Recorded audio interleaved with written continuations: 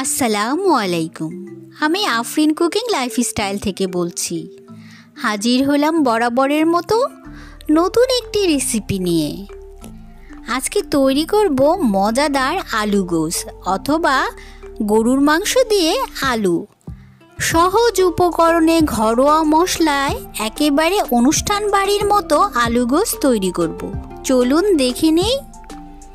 আলু গোশ তৈরি করার জন্য আমি এখানে 1 কেজি গরুর মাংস নিয়েছি। সাথে দিচ্ছি 2 টেবিল চামচ আদা রসুন পেস্ট করা। পরিমাণ মতো দিয়ে দিলাম লবণ। হলুদের গুঁড়ো দিচ্ছি 1 টেবিল চামচ। মরিচের গুঁড়ো দিয়ে দিলাম 1 টেবিল চামচ।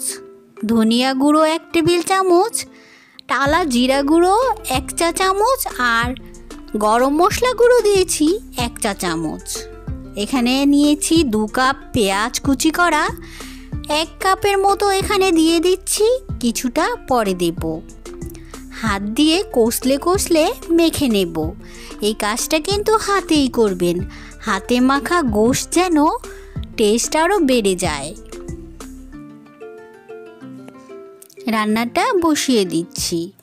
ওখানে দিয়েছি 1/2 কাপ তেল, এখানে দিলাম 1/2 কাপ। গোটা মশলা দিচ্ছি তেজপাতা, দারচিনি, এলাচ দিয়েছি 2 টুকরো, 4টা সাদা এলাচ, সাথে দিয়েছি 2টা বড় এলাচ অর্থাৎ কালো এলাচ।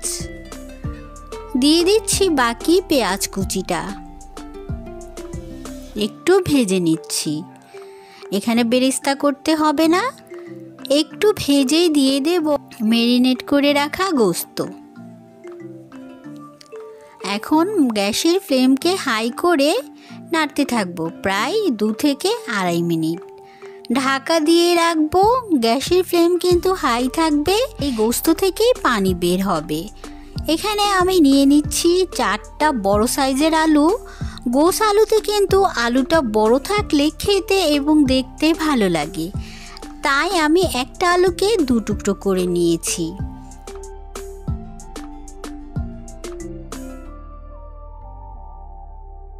এরই মাঝে কিন্তু গোশত থেকে পানি বের হয়েছে। একটু নেড়ে আবার ঢাকা দিয়ে দিলাম।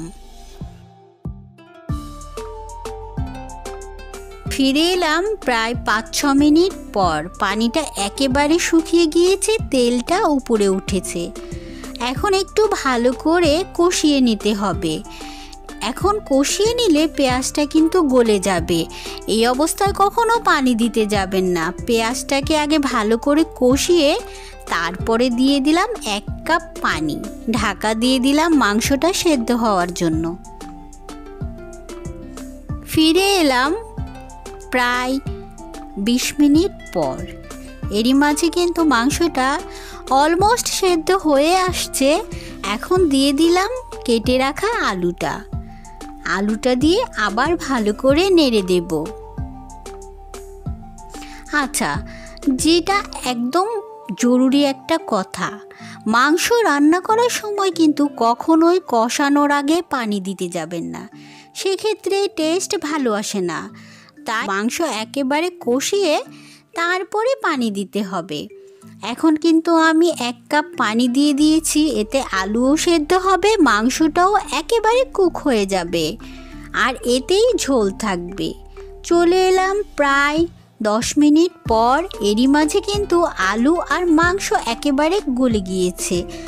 আর দিয়ে দিচ্ছি 4-5টা কাঁচামরিচ আর 1 চা চামচ দিয়ে দিলাম গরম মশলা গুঁড়ো।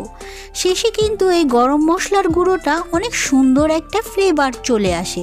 চেষ্টা করবেন দিয়ে দিতে। ঢাকা দিয়ে রাখলাম 2 মিনিটের জন্য। ফিরে এলাম 2 মিনিট পর।